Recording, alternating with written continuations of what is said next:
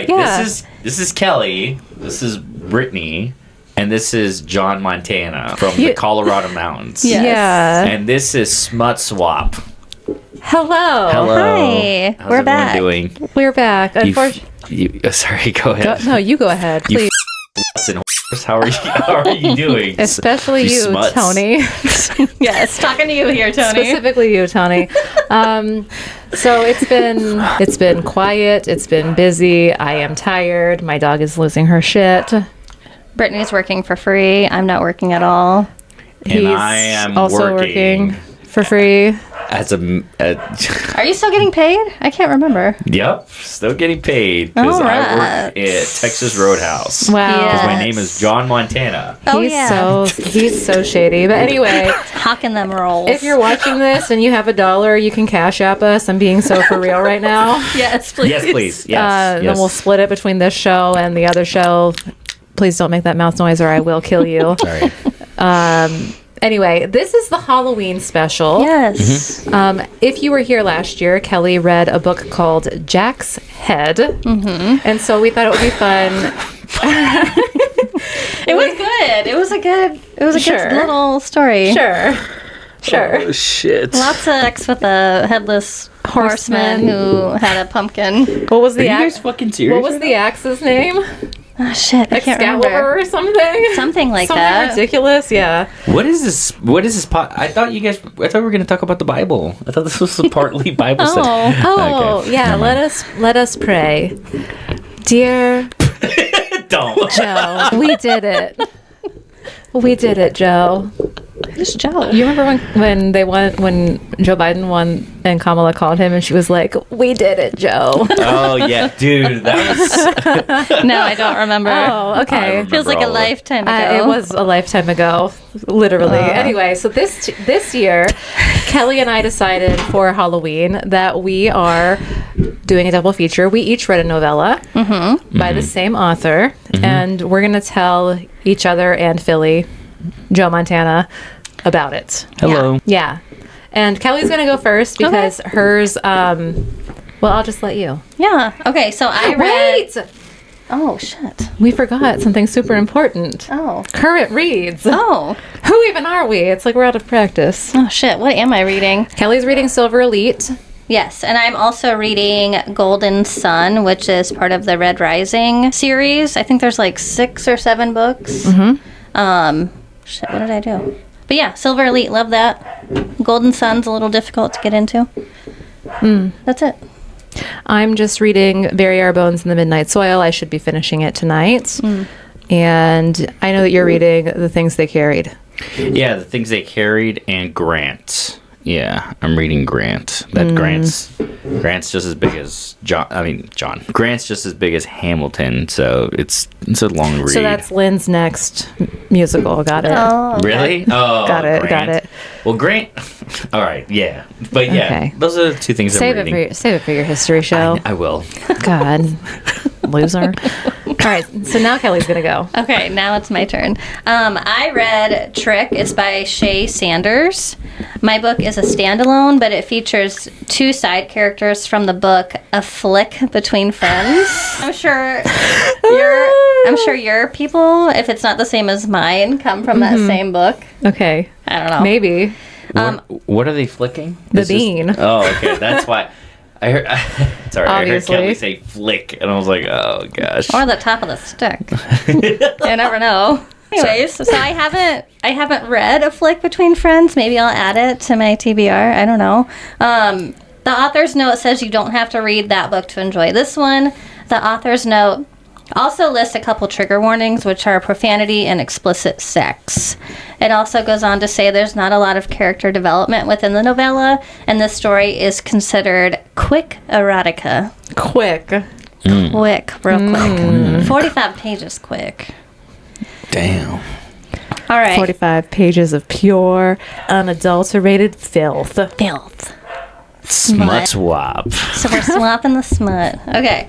So Trick opens with Tyra, who is on the absolute worst date she has ever been on. Her date, Denard, is questioning her on why she has an attitude. Tyra tells him that she's just irritated. We dive deeper and realize she's irritated because she's been forced to go on a hayride. She's currently sitting on the back of a wagon on a bale of hay, surrounded by strangers and her date, and is being pulled down a dirt road by a tractor. Her new Sam Edelman booties, which I've never heard of that brand, but I'm poor, so that might be That's why. probably it, because I've never heard of them either. They're covered in dust, and Hay is clinging to her favorite pair of jeans. This alone is sending her. She puts the blame on her best friend Star, who Tyra claims has tricked her into this date. Tyra thinks to herself, if Star wasn't pregnant, I would beat her ass on sight. Wow, on site. It's aggressive. Yeah. Her date, Denard, is a film editor. Tyra and Denard met some random day because he was responsible for editing a sex tape starring Star and her husband. And Tyra just happened to be there too. And here I questioned, is this somehow related to Nevessa Allen's Caught Up? Yeah, for real. There was a lot of sex tape editing in that book. I'm sure the story of their meeting is from that book that's mentioned in the author's note, so we don't know exactly what happened, but there is a note about sparks flying that day and Star getting the idea to hook them up. Well, I guess those sparks have since extinguished themselves because now we have Tyra on this god-awful date. Not only is she moody about the location, but she is also picking apart Denard's outfit in her head. He is wearing an outfit she considers abysmal. Tyra thinks to herself, blue jeans, cuffed at the ankles, a white button-down shirt, a blazer, and fucking sandals. Sandals? Sir, a blazer and sandals? Wow, good for him. Would you? Fashion. Fuck no. Joe Montana, would you wear a blazer? A blazer and fucking sandals? Yeah. What the Does fuck is Does that? he also have socks on with those sandals? Damn. I didn't say, so I Oh. think no. What? Who does he work Ew. for? ISIS? What the fuck is that? Oh, Probably. Anyways, sorry. Pull it with a terrorist group talk. That's for a different show. Okay. Wow. I'm sorry. All right, Denard tells her that the ride is almost over, so she should just make the best of it. He then points off into the distance at the setting sun and the multicolored clouds, and he tells Tyra to look and asks, beautiful, right? Tyra's like, I guess. And Denard then looks at her and says, but not as beautiful as you. Ma Cherie. I don't know if I'm saying that right. Ma Cherie? Ma Moscherie. Cherie. Moscherie, something like that. Mon Yeah, Cherie. yeah, I think that's closer. Moscherie. It's Mon Cherie. Moscherie. Yeah. It's pointed Yeah. out that he likes to say this all the time. It's one of his favorite phrases. Dick. Yeah. that would give me God. that and the sandals, and I'm Oh, out. are you? You're not even French. Dude, that's baller. That's Ugh. Yep. Tyra thanks him for the compliment and then apologizes for acting funny, claiming she's not used to these type of dates. She's more of a fancy restaurant girl. Denard tells her that that's weird because Star told him that Tyra would love this. Tyra thinks again to herself about beating Star's ass as soon as that baby is out of her stomach. She tells Denard, Star knows me better than anybody on this earth, so she knows I wouldn't be caught dead on a fucking hayride. Hell yeah. nice. Denard isn't phased. He kind of shrugs it off. Tyra swoons a little bit about this because he's so easygoing. He tells her he finds it difficult to get worked up over little things. Life is life, and everything that happens is part of the story. He also says that this date is part of their story, and if it follows the 3-act structure, they're going to start hitting it off soon, and then at the end of the night, they'll kiss. I don't know what the 3-date structure Oh, is, or okay. 3-act structure is. Yeah, but me Wait, either. the three what? 3-act. 3-act. Tony. Meeting, flirting, and then making out? I guess so. Maybe? I was thinking bases, but that doesn't sound right. But this guy's weird. He's a fucking loser. God. Moscherie. More sure. All right. Well, Tyra tells Denard, well, one thing about me, I'ma always subvert expectations. So what does she do? Well, she leans over and gives him a soft peck on the lips right then and there. Wow. Okay, wait. so she thought like she's basically like, this is a horrible date. This is a horrible time. He keeps saying Moscherie, da da da. And then he says like, well, 3 acts of, how about the? He's like, and I'll then- count it for you in French. 1, 2, 3. Yeah, and then Oh, so she's sexy. like, oh, really? And then, what's going on? And then she just kisses him. She's like, oh, you want it at the end of the date? I'm going to kiss you right now. These are the two worst people I've ever heard in any literature ever. Okay. This is cliterature. It's cliterature. Oh my God. Okay, they ask each other what they saw in their heads when they imagined this date. Tyra said she didn't imagine anything. She just hoped for the best. Denard said he wasn't sure what to expect, but from the time he met her, he didn't expect her to look anything less than beautiful. And he pictured them in the pumpkin patch and saw them going into the haunted house. He guessed Tyra would get scared and hold on to him, and that the night would end with a goodnight kiss. Tyra then asks him if he saw anything else happening. Okay, freak. They giggle and flirt a bit, and then both Tyra and Denard realize that everybody on the hayride is fully engrossed in their conversation at this point. Oh. Everybody Nice. is silent and staring. The hayride soon ends, and all the kids jump off of the wagon. There's kids in the wagon? Yes, and here they are talking about the night's expectations. Dude, what? She's like, hey, if you play your cards right, big boy. Well, monsieur. And they're just like grandma. And the two kids, she forget a lot. She's like, Tyra's 5 kids are also there.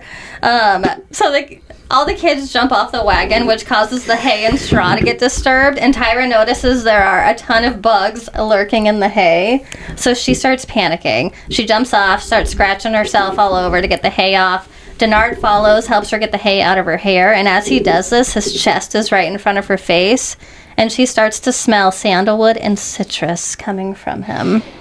So she asks him if he's wearing cologne, and he freezes, looks into her eyes, and tells her no, he's wearing a scented oil, and starts to act really weird.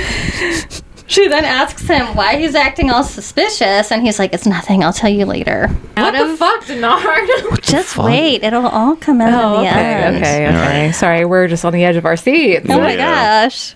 Out of nowhere, she begins to itch all over from the top of her head down to her feet. She begins to panic and thinks she's having an allergic reaction because the itching is like nothing she has ever felt before. They decide to leave this instant so she can go home and take a shower. And he checks her for ticks. Ew. So Denard's a little frustrated that the date is ending this way. They pull up to Tyra's house, and before the cars even stopped, she's like opening the door and jumping out and running up her sidewalk to her house. He parks the car and just, invites himself in. And as soon as he's in her house, he suddenly feels itchy. It also starts at the top of his head, goes to his feet, and we're talking an insatiable itch. Like, he cannot get it to stop by scratching. Like if you had if you had chicken pox. I guess so. Oh, God. Anyway. He runs into Tyra's room. He hears that she's already in the shower, so he starts pounding on the door and asking if there's another shower in the house. She's like, no, this is the only one. He tells her whatever. He's got it too, and she surprises him by yelling to just join her. I literally saw it coming. Did you? From a fucking... As soon as I'm really itchy. It's something I never felt before. I'm like, oh, she needs a shower. And then she needs a shower. On the first date? Have you ever had a first date shower with No. Can't say I No. have. I don't think I have either. He rips his clothes off, jumps in the shower, but he's so itchy that he doesn't even see Tyra standing there. All he cares about is getting the itch to stop. He stands under the hot water with his eyes closed until it finally wears off. He then opens his eyes and sees Tyra. And damn, all of her is wet, and the parts that he can see of her are completely gorgeous. Meanwhile, Tyra is standing there with mascara and makeup just dripping down her face, and Denard's like, yes, just my type. That's my type.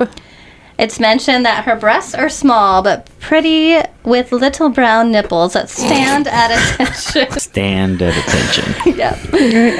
Her little skeeter bites. Oh, mosquito bites. A little skeeter bites. Her waist is also small, and her hips are just as curvy as they looked in her jeans. I mean, why wouldn't they be? He can't help but stare at her. They chit-chat for a bit and try to determine what caused the itchiness, questioning if it was an allergy. Neither can come up with a solid reason. He watches Tyra as she looks him over. She starts with his face, and then her eyes scan down to his chest and then down to his stick, which up until that second had been fine. But when she takes the time to stare at it, it pops up to say hello. He loves it. Philly is like 5 stars. He's like, why did I come for this again? Aren't you so glad that you're here? I always volunteer for this. I always tell her, like, hey, tell me when. And then when I'm here, I'm like, why did I do this? Then he wants to kill himself. No, I'm fine. It's just oh my gosh. It's his Catholic Is it the guilt. stick? The stick. I'm just like, okay. Or is it her Cool. small boobs with brown nipples Her standing Rex? at attention? I think it's just standing at attention just kind of threw me off. 'Cause I see soldiers and sailors when you're standing at attention, so Not nips. no. Well, now you're going to see nips. Now that's all you're going to think of when you see nips. All right. Tyra starts giggling and tells Denard how odd this situation is. Denard tells her he will get out and he'll let her finish. But she's like, no, you don't have to go, telling him he hasn't even washed yet. She turns around and bends over to grab some soap, and as she does this, Denard does everything he can to refrain from grabbing 2 handfuls of ass and going in on her. Tyra then turns around and finds him standing there looking at the ceiling, trying to contain himself. She giggles and then asks if he minds her washing him, and then begins to wash his body. Again, Dee does everything he can within his power to try and keep it cool. He tries thinking about work, how hungry he is, phone calls he needs to make. His bike ride that morning, it's no use because all hell breaks loose when Tyra puts her body against his to reach behind and start washing his back, because at this point her nips are on his chest. Oh, okay. Denard's like, you could have just asked me to turn around, and she giggles kind of devilishly and asks him, now what fun would that be? I'm just so shocked that we've arrived here because she couldn't stand him. I know, and now she's How did showering that with happen? him. This is. God. You know what it Anyway. feels like? It feels like someone's just fast forwarding a movie. It's just like you're like, wait, go back. Like where did I miss that? What part? happened? Exactly. Yeah. So Denard's like, okay, she wants him a stick. 8 seconds later, Tyra has taken the soap to his stick and is moving her hands with full-on purpose. Denard's like, whoa, let's slow things down. He removes her hands, puts them around her neck, and goes in for a deep kiss while also grabbing 2 handfuls of ass. So he tells her to calm down, full-on grabs her ass. Makes sense. He takes a break to tell Tyra that shower sex only works in the movies, and Tyra tells Denard, maybe not in the real movies, but this is our movie. It's so romantic. God, I'm going to zoom in on my face, rolling my eyes to that. Denard's feeling inspired, so he slides his hands to her core and does not let up until she comes. He then asks if he can taste her. He kisses his way down her body until he makes it to the promised land. That's what it said in the book. He hooks her right leg over his shoulder and goes to town until she climaxes again. Wait. Sorry. Yeah, Where's go the ahead. leg? Where? Over the right shoulder. Okay. How tall is he? I'm not. They said he was really tall in the beginning because Yeah. when he was picking hay out of her hair, like her face was at his shoulder. I'm Yeah. sorry, at his chest. So he's probably kneeling down. Okay. Okay. It could work. Yeah. We'll draw a diagram. We won't.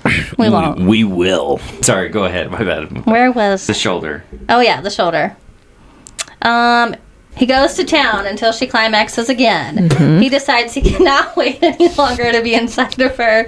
So he turns off the shower, helps her out, and then sets her on the counter. He's a gentleman and grabs 2 towels and dries her off first before focusing on himself. He catches Tyra staring at their reflection in the mirror. He walks up, wraps his arms around her, stares into her eyes, and asks, what are you thinking about, ma chérie? And she tells him that she wants his dick inside her.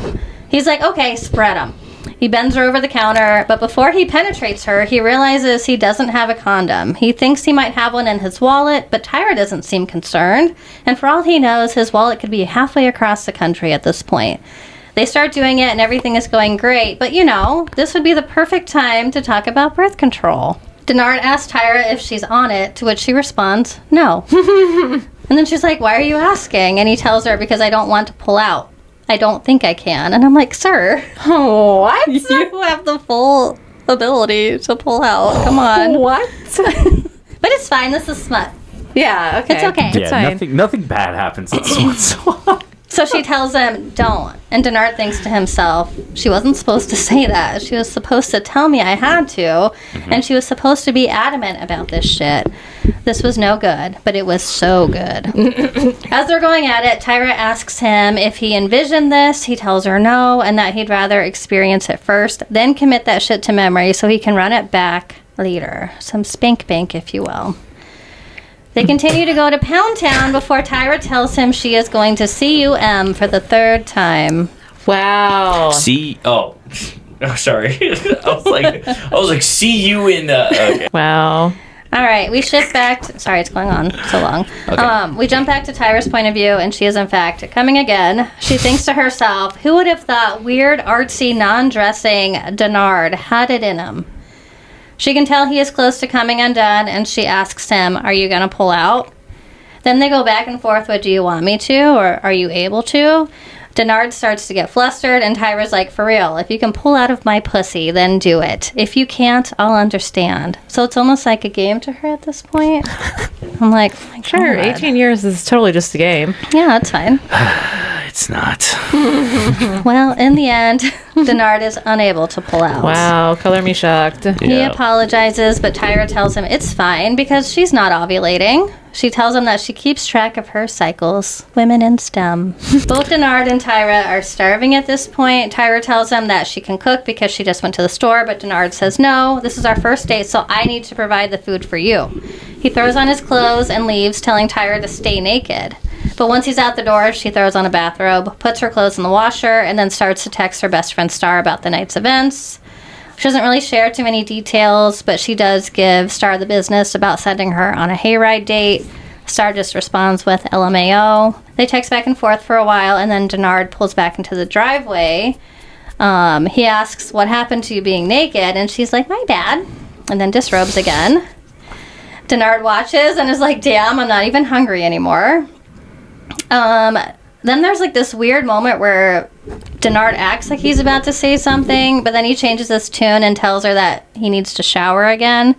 She asks him if his clothes still maybe have hay on them, and he tells her he'll explain in a minute. He then showers real quick, gets out, and begins to tell her about his neighbor. His neighbor is a witch. He tells Tyra that the neighbor caught him in the hall when he was leaving to come pick her up that evening. They got to talking, and she said she had something that would make him smell good. She then gave him a body oil that is named Love Potion. His neighbor told him it had pheromones in it and that it would attract his date to him. Denard tells Tyra he was so nervous that he was willing to try anything to get this date off to a great start. And then Tyra's like, He paid an Etsy witch? I guess. So now we know why she's attracted to him. She's been... It's the Etsy witch curse. It is. So Tyra thinks this is sweet. They begin to make out again. Sweet? Huh? She thinks it's sweet? She thinks this is really sweet. Okay. Wow. All right, cool. You paid Yeah. an Etsy witch to win my heart. Yeah, why not? She then walks over to him again, and she's naked, sits on top of his lap and kisses him. She tells him, "With a stick like this, you don't need a love potion." They begin making out again. Denard is trying to be slow and sweet, but Tyra's full on humping him and sliding herself against his erect stick. Denard's like, "Are you in a hurry?" And instead of answering, she just slips his stick out of the little boxer hole and drops herself down onto it. Are you sure she's not ovulating? She seems extremely feral. Sounds like she's ovulating. Golly. So she rides him, climaxes again, and then she's still sitting on top of him. Her phone starts to ring. It's Star's ringtone. And remember, she's pregnant. So Tyra feels like she has to answer, even though she is mid-coitus at this point. She answers. Star's asking where Denard is. Tyra's like, "Well, he's still here. We're still on our date." As a matter of fact, let me tell you where he is. As she's talking with him, he's like nibbling on her nips, and she's still moving up and down on top of him. So Tyra's trying to remain calm while talking to her friend. Star asks if she can call. I'm sorry, I'm losing my spot. She asked Star if she can call her back, and Star is like, "Wait, real quick. Tell me what y'all ended up doing on that date." And Tyra's like, "I'll call you later." And at this point, Star's like, well, maybe I'll just come over and hang out. And Tyra's like, no, we're good. Please don't come over. And Star's like, are y'all watching a movie? And Tyra finally is like, no, bitch, we're having sex. I'm sitting on a stick right now. At this response, Denard and Star both start cracking up. Star tells her, say no more, do your thing, ride that dick into the sunset and call me later. Into the sunset. So Denard is still laughing when Tyra gets off the phone, but Tyra knows how to put a stop to that real quick. She uses his shoulder as leverage and lifts herself up and slams her ass on him, rolling her hips and gripping his stick with her walls. I went into a lot of detail here. His laugh ends real fast. They finish up sexy time, clean up, and then finally eat their dinner. It's probably cold by now. Damn. What was the dinner? They didn't say. McDonald's. I don't know. You know? I'm going to skip a little bit because it just talks about them having sex. All right, so the next day we shift to Denard's perspective, and he is dragging himself up his steps of his apartment. He's exhausted, and he feels like he went 12 rounds in a boxing ring. He and Tyra made love all night, and now he needs a 4-hour nap. Through his inner monologue, we learn that he and Tyra have a date and time to do it again, only this time they plan to eat first so they have full strength and energy for their lovemaking. Their next date is 3 days away. As Denard is putting his keys into his door, we hear a voice behind him. The person says, looks like it worked, right? Did it work? Denard turns around and finds his neighbor standing there. Picture an old lady in a house robe and rollers, impatiently kind of tapping her foot. Denard tells her good morning, and she looks him up and down and says, you didn't answer my question. Denard chuckles and thinks to himself about the evening. When he really considers everything that happened to him and Tyra to where they are now, he has to admit that maybe in a roundabout way, the love potion did work. Wow. And that is trick. That Etsy witch really did one to Denard and Tyra. I did chuckle a few times while reading it. I also chuckled a few times while reading mine. So, a few questions. Sure. What is this theme again? This is supposed to be Halloween themed. The witch. Yeah. Right? Okay. And the hayride, I think. The hayride. And the hayride. Yes. Yeah. Yes. So, okay. So first of all, he was lame, and because the witch kind of saved the day, and now they're smashing. Yes. Okay. So all you have to do is pay an Etsy witch. And have a good stick to really seal the deal. Those are two. Yeah. Okay. I think the witch helped him get her in the shower. Yes. But then his stick has her coming back for more. Kept her around. Yeah. 10 out of 10. That was great. I like that. Okay, you like that? All right. Yeah, that was a great book. Yeah. All right. And here's the treat That's what it's called? to Kelly's trick. Okay. Yeah. Mine is The treat to my trick. mine is called Treat Okay. by the same author. Oh, okay. I'm so pumped right now. All right. So this is a novella, which means it's short. Also, please be advised that this story contains profanity, very explicit sex, and does not have a traditional story arc and deep character development. It is pure erotica. Now, our main characters are... This is also a standalone, and it was like, can be read after Trick, but like none of those characters are in my book, so don't know who they are. It's okay. Our main characters are named Mike and Dina. Mike and Dina... They're not married, but they do have 2 children together who they will be leaving with a sitter for the night so they can go to a Halloween party. Dina is extremely nervous about leaving their children behind, but Mike's like, nah, they'll be fine. The pair are going to this Halloween party at their friend's house. Their names are Fatima and Eric.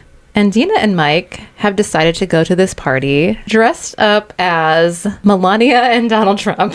What? Oh. And I was like, I almost have to stop. I like Immediately no. I'm triggered. Trigger warning next time. Hello? So they're dressed up as the Trumps. Yeah. And love that. Dina is in the car and she's practicing her Melania squint. She's like, Hoo-yah, Navy. so she was like, how does it look? And Mike's like, you've nailed it. You've nailed the Melania squint. They get out of the car. Mike's like, okay, you go on ahead, walk ahead of me. And she's like, you only want to stare at my ass. And he's like, yes, I do. I won't miss a chance to look at her yams. And yes, he calls them yams. I believe it. Yes. I believe it. True. Wait, so they are together, They're dating, but they're not married. but they have 2 kids. They have 2 kids. Okay, got it. Okay. Thank you. So Okay. they ring the doorbell. Eric answers the door, lets them in, where Mike proceeds to give a very Trump-esque speech. And it was super on point. Are you ready? Mm-hmm. Eric, I want to thank you for having me and my wife here at your party. But I got to tell you, I think I throw the best parties. I mean, not to brag, but a lot of people are saying I throw the best parties. Huge parties, amazing parties, really top notch, certainly more grand than this. And you know who really loves my parties? The African Americans. I know you've got a lot of them in there, and I'm telling you, they're going to love me. That's That was literally word for word what it said in the book. And I was like, oh my God, I'm typing that in my notes and I'm going to do an impression. That was perfect. That was pretty good. You sounded like John F. Kennedy for a little bit, but then you really nailed it. Is it because of my brainworm? Oh, you mean JFK, not RFK. No, John. Yes, sorry. Yeah, junior, his not uncle. senior. I got my Yeah. Kennedys mixed up. Sorry. That's okay. All right, so in this chapter, we're also like learning a little bit about Mike, and he is a very vanilla type man, meaning he wants to get married. He like wants to stay at home. He wants to read his books. He doesn't want to drink alcohol. Parties aren't really his scene. He's more introverted. And Dina is very against marriage. She's a freak. I'm gonna tell you, Okay. she's a freak. Okay. So the thing is, Mike loves Dina so much that he's willing to do literally anything for his woman, Oh, good. except branch out sexually. No, so no. like she's brought up to Mike multiple times that she would be interested in like having a threesome or a foursome, and he always shuts her down. Okay. Now we also learned that he has some sort of event planned for this evening, but we don't know what it is. Okay. Fatima is like, hey, so like, are you ready for tonight? And he's like, yeah, but they don't go into it. He's like, I'm totally ready, but they don't go into it. So then in Dina's perspective, we learned that she and Mike actually won scariest costumes at this party. So good for them. And as the night winds down, Mike and Dina are preparing to leave the party. Mike tells Dina, I'm just going to go to the bathroom real quick, then we can go home. In the bathroom, he changes out of his Trump suit and washes the paint off of his face because he has like full on committed to the bit and painted himself orange and everything. So he like washes himself up and he comes back out in something that's a little bit more his style, which is an all black suit. And Dina's like, Respect. what is this? What are you doing? Why did you change? Where are we going? What are we doing? And he and Fatima like are like, tee-hee, don't worry about it. So they go out to the car. Well, they say goodbye to their friends, and then they go out to the car where Dina continues to pepper this man with questions about where they're going, but he remains locked down and won't tell her. Okay. So they pull up to this building and they go inside. The building is completely like decked out in black. So like there's a podium, it's black curtains, black everywhere as far as you can see. Got it. So what Black is it? everything. What is it, Philly? I think I know where this is going. All right, tell me. Is it blacked everything? Yeah, all blacked out. I mean, I'll just wait. You'll just wait? I want you to just I think it's gonna be a gangbang. No. I think it's going to be Okay. like Caught Up Again. No. With a What? sex club. Kelly's right. It's a sex club. Because we had the film editor, and now we have the sex club. Yep, sex club. So Dina thinks that it's another party, though, and Mike is like, yeah, totally, definitely another party. So this woman approaches them, and she's like, hi, my name's Amber. I'll be your pleasure guide for the night. Okay. Dina looks around the room, and she sees like a ton of people in various stages of undress, and she's like taking in all of the vulgar sights before her. Quote, I couldn't decide where to look. At the couple in the swing, the 2 women in the corner who were practically playing tug of war with a man's dick. Okay. Yeah, you know, it's normal, it's casual. It's fine. This is when she finally realizes, oh my God, we're at a sex club. Mike tells her, I would do anything to make you happy. Amber explains that her role in this is to kind of guide them through the night. Mike wanted someone who looked like Dina because he knows that Dina likes to masturbate and watch herself in the mirror. So Amber looks pretty identical to Dina. Like they have the same skin tone, they have the same like eye color, face shape, body type. She's like, it's almost like looking at my twin. Oh. Yeah. This is also where we learn that Dina is allowed to do whatever she wants tonight, and that Mike doesn't want to stifle her freak anymore. And he's willing. Can I? Okay. Yeah. Who? Okay. Who? Gender-wise, who wrote this book? Female. Female. Continue. Okay. Continue. That's all he needed all he to needed. know. That's all I need to That's know. all I Okay. needed. So Mike doesn't want to stifle her freak anymore, and he's Yeah. willing to try whatever she wants because he knows it will make her happy. Okay, real quick. He wants to get married, right? Yeah. I wonder after this if is she gonna get married to him I guess you'll have to to make wait. him happy. I Whatever. guess you'll have to Okay. wait and see. Just Amber tells them that they're going to start with a massage, and she has Dina lie down on this table face up. They undress and get down to business, with Dina noting she expected Mike to be freaking out, but is surprised to note that he is cool as a cucumber and hard as one, too. That's so he's usually a square, but right now he's like, oh, he got a boner stick and he's Yep. Oh really? Yep. He's on letting coke. that freak He's flag dem- fly. He's finally embracing his inner freak. So we start with the massage. Mike seems totally comfortable with this part. Amber has him start like from Dina's head and work his way down her body. Okay. He specifically requested this lavender oil for the massage. So he like has it in his hand and he like rubs it on her chest so that he can start with her head in the massage, because he was like, she would kill me if I greased up her hair. Wait, which head?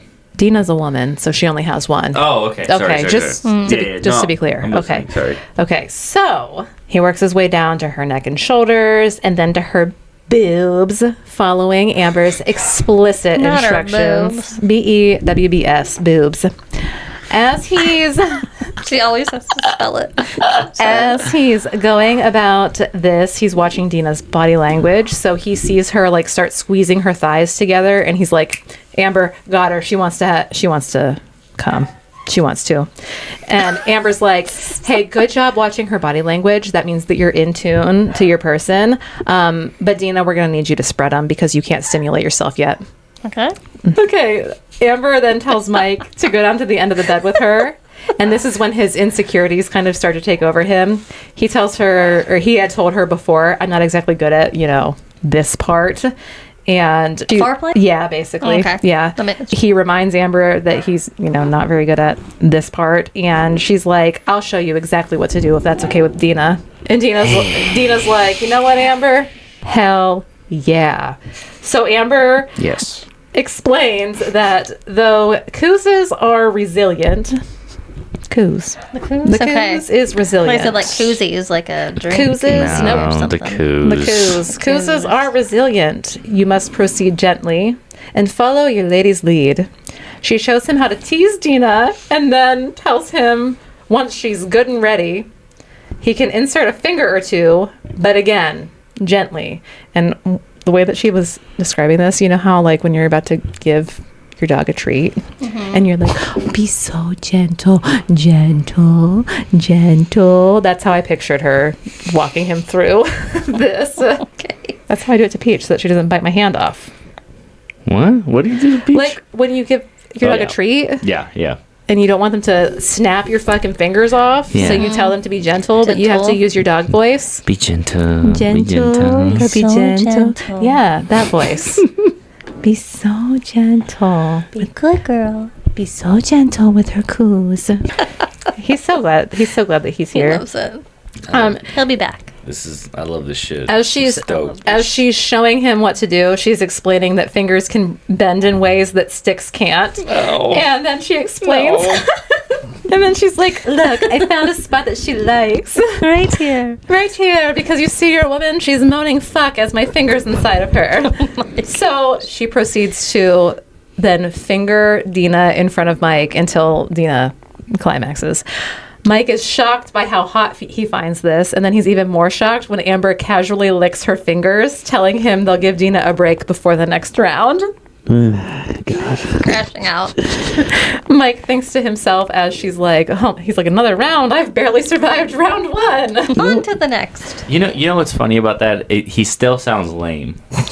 He's like, "Oh, I barely survived round one." Like That's in his head. Like he doesn't say that out loud. no, but that's still a lame thing to think about. Like even like if I was watching that, I'd be like, wow, this is really happening right now. Like, that's kind of lame too. But I mean, I'm just saying, like, it'd be like, whoa, wow. But he's like, yo, I barely survived round one. How am I gonna get to? He's fucking lame. Anyways, so Dina's recovering from her orgasm.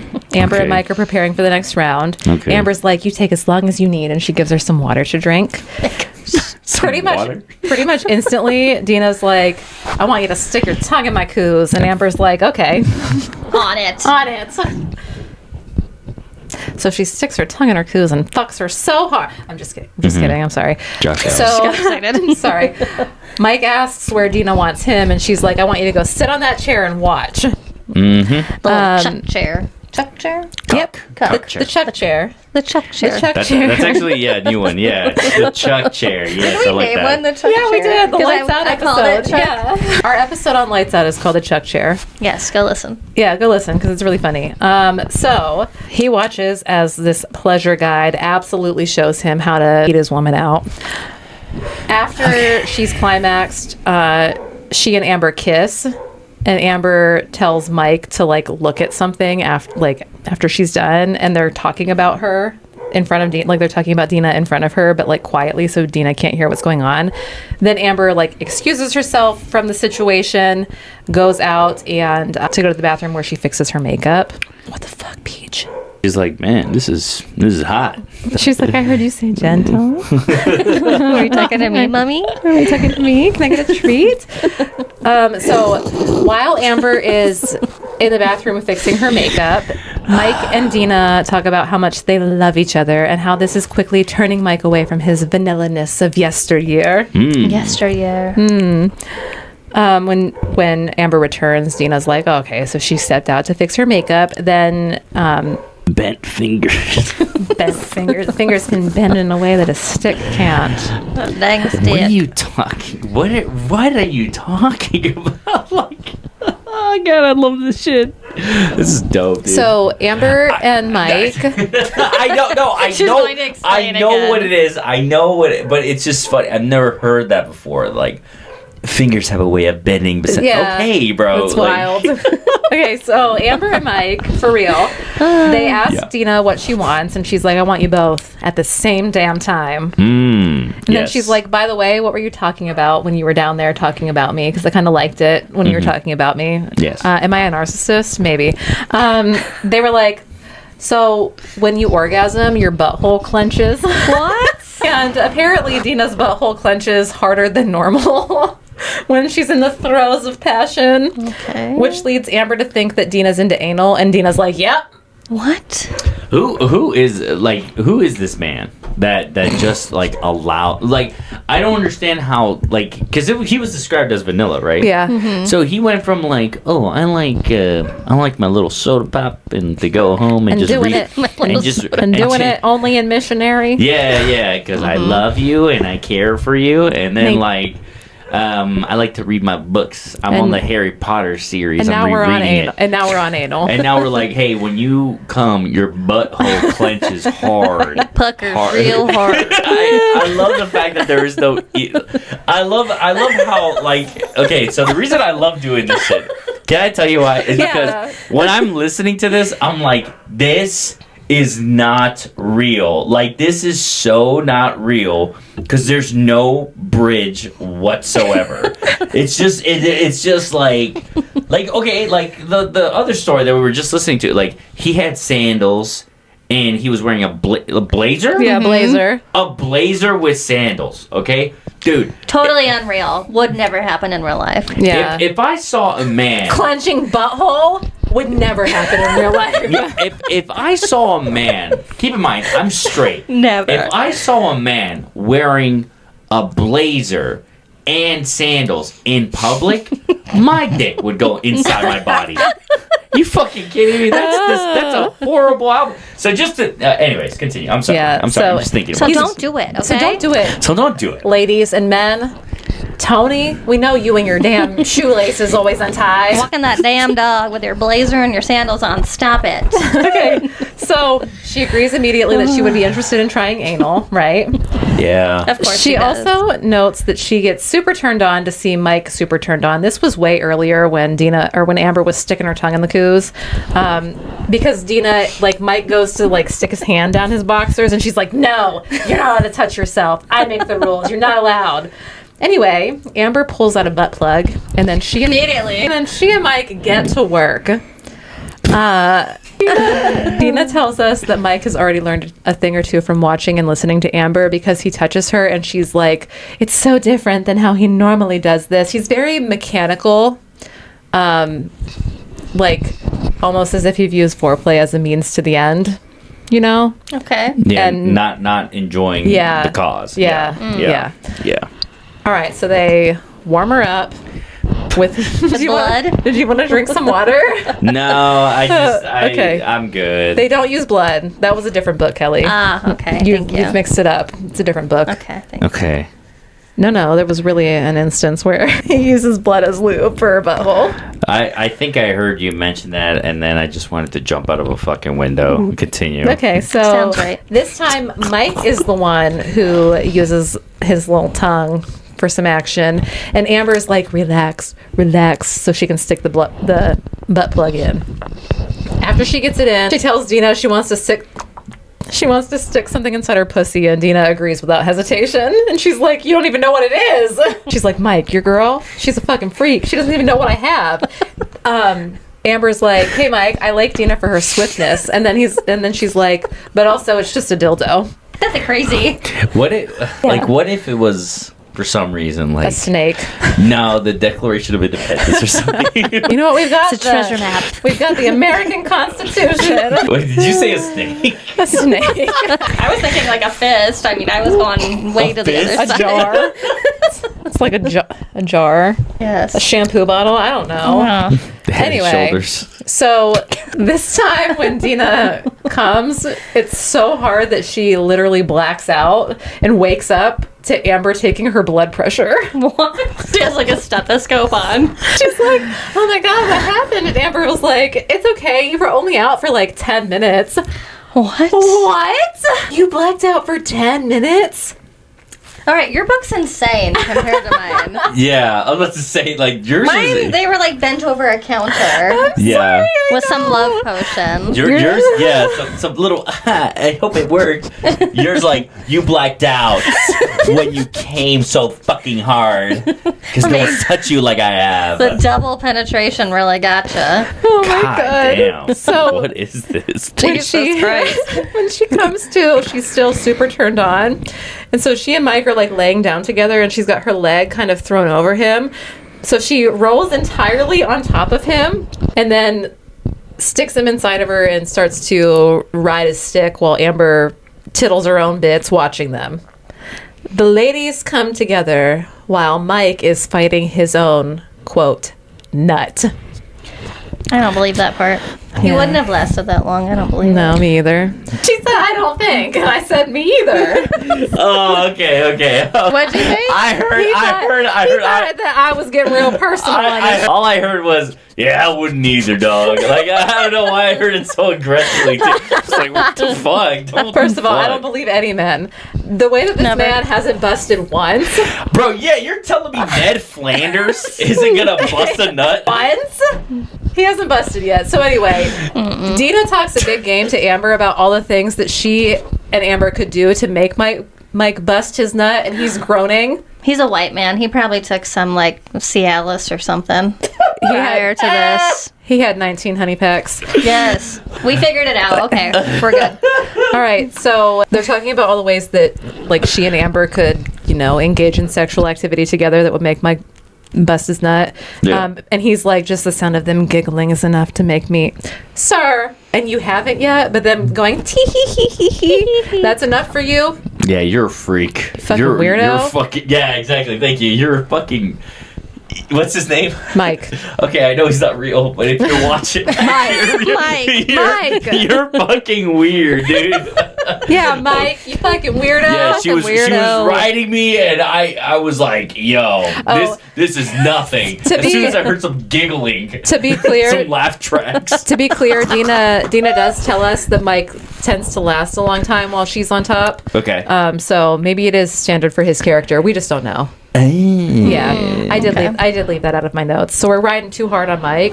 Okay. Sorry, Mike. He might bust. Mike, don't Sorry, bust Mike. from us. Riding on you so hard with our jokes. Anyway, the girls end up making out with Dina now tittling Amber's bits, and Amber playing with Dina's titties as Mike fucks Dina. Okay. You got it? I'm trying to find the logistics of this, but yes, I Okay. see it now. We'll Okay. draw another diagram We for won't. this. Yeah. Well, anyway, Mon chéri. you can guess, mon chéri. They all come together. Of course. Beatles. Mark it off. Did Right Dina now. pass out again? No. Okay. So this is when Dina's like, hey, Mike and Amber, since you have to do whatever I want tonight, I want you two to kiss. Mike is like, oh, no, I'm not kissing anybody but you. And Dina's like, this is what I want. So Amber, you're going to have to make the first move because he's not going to. And the reason she wants them to kiss so badly is she wants to see what it looks like when she and Mike kiss. Because remember, Amber looks exactly like Dina. Okay. And she's narcissistic. And Got she it. is narcissistic. She's a bad person. I can already tell. She's really toying with the idea Yeah. of being like, since you have to do whatever I want you guys to fuck. But Mike's like, please don't make me do that. And she's like, you know what? It's cool. You don't have to fuck her. We'll just all go together again. So both of you take me at the same time. This is the final orgasm of the night. And she's so delirious that she actually ends up using her safe word, which was Twix. Twix? Twix. Like a Twix Twix. bar? Like a Twix bar. Twix Left or bar. right? Unclear. Middle. Unclear. Okay. Amber and Mike then take care of Dina after, with each of them providing different forms of aftercare. Okay. Okay. Dina is kind of there for the emotional and intimate aftercare, whereas Mike is there for the physical. So Good for you. Yeah. Then Amber leaves the room and allows Mike and Dina to like compose themselves. They walk by her again on their way out, and Amber is like ever the professional. She's like, "Thanks for coming to Cream." That's the name of the club. "Thanks for coming to Cream. If you're ever here again, please make sure to ask for me." Then she pats her on the booty. And then she slaps her ass and is like, "Don't forget to stop by the treat room on your way out for your adult trick or treat surprise." Here's the Halloween tie-in. Anybody want to guess what was in the treat bag? Dildo. That's what I got too. Butt plug. It's a butt plug, some Nailed it. lube, Okay. and 4 Twix bars. Oh my god. So as they pull into the driveway at their house, Dina is like, "I want to be tied to you forever, Mike, preferably by law." And he's like, "This is just the post. Oh, This is just the post-sex chemicals talking. You got to sleep on it." Yeah. So she wakes him up. She wakes him up the next day, and she's like, "Hey, babe. So I'm so sure that I want to be tied to you, preferably by law." And he's like, "This is janky and lackluster, but I guess." Did he really say that? Yes. Oh, wow. Yes. The end. Oh. So, first of all, this is supposed to be Halloween themed. Yeah, again. because they were trick or treat. So, what the fuck was that beginning of him being Donald Trump? They were going to a Halloween party. No, I understand. It's just that was such a weak tie-in. It just did. Okay, the book was written in 2020. What? Oh. The book was written by a black woman. Okay, all right. I will tell you that the N word was used in mine. Really? Holy Yes. Shit. Yes. Oh, to do the speech thing?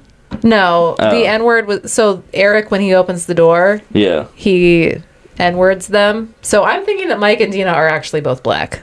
In my book, they're both black as well. Yeah. Oh. Yeah. I know for sure that Dina and Amber were black. I think that Mike was also black because why else? Yeah, You know?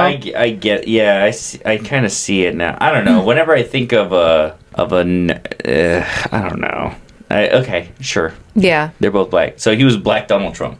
Yeah, but he painted his Swag. He painted his face orange for the party. I love that. Hey, Republicans' culture is not your costume. Or whatever. But keep that shit up. But keep it keep up that because shit it's really up. funny to me. Shit, that is so fucking funny. Dude. I liked it. I think she wrote well. Oh yeah, I thought it was really funny. It was really funny. Like there were no No. errors like we find Agreed. in some of the other novellas Agreed. like this. Like Yep. she's a smart woman. No, I laughed. okay. So Me too, I'm not, especially when I read Yams. Oh my god.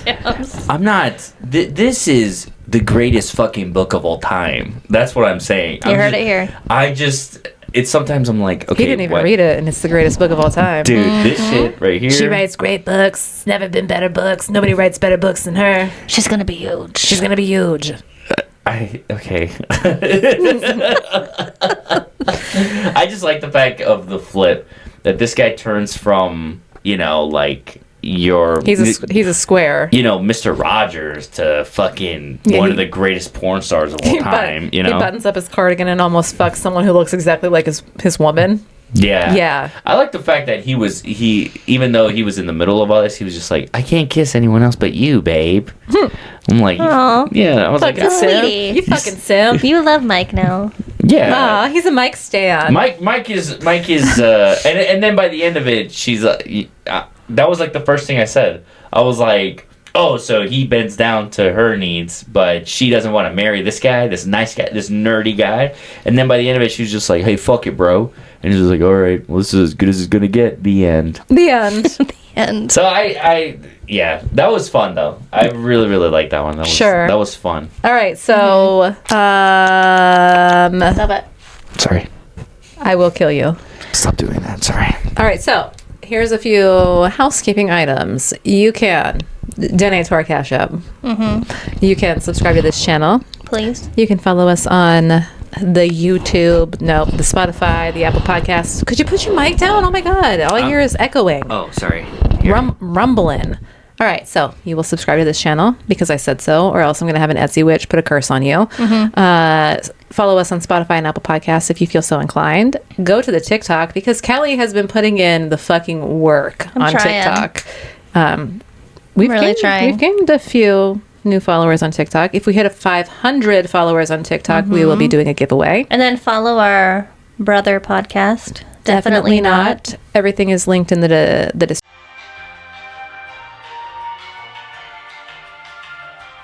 I just didn't want it to sound like it was echoing. That's good. It sounded like it was echoing in my head. So, okay, we should be good. Who said that he could be on here? You. Yeah, you said that. God, Just kidding. What was Maybe I I, should take off my hat. what was I thinking? That's fine. Talking about like sex and stuff while you're wearing a hat. That's like pretty bad, but Why? I don't know. You just look kind of weird. Or maybe I look weird. Wow, you want to hurry up and put the headphones on? I'll put the headphone. Thank you. Can you hear me? Yeah. Okay. If you hear talk about sex. if you hear the dog barking, just mind your own business. She freaks out when men are here, and she especially freaks out when Kelly's here. I'm her other mother. Yeah. She loves me. Shall we jump in? Yeah. Go ahead. You can. Hello there. I'm Kelly. This is Brittany. This is Hello. Philly. What do we call you? His full Wow. name. His Really? full name. Full No, legal my name. name is John Montana. Oh. That's wow. Can you believe that? Please. We could just start over again. All we have to do is start over Okay. again. All right, let's start over again.